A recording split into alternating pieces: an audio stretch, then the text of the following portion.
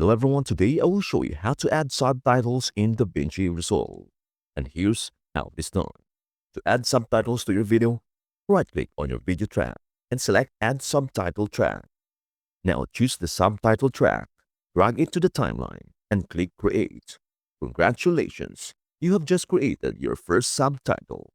Next, type in your desired text. Under the Inspector panel, you can adjust the subtitle's appearance, including its position, drop shadow, and background. Once you are satisfied, return to the Caption tab.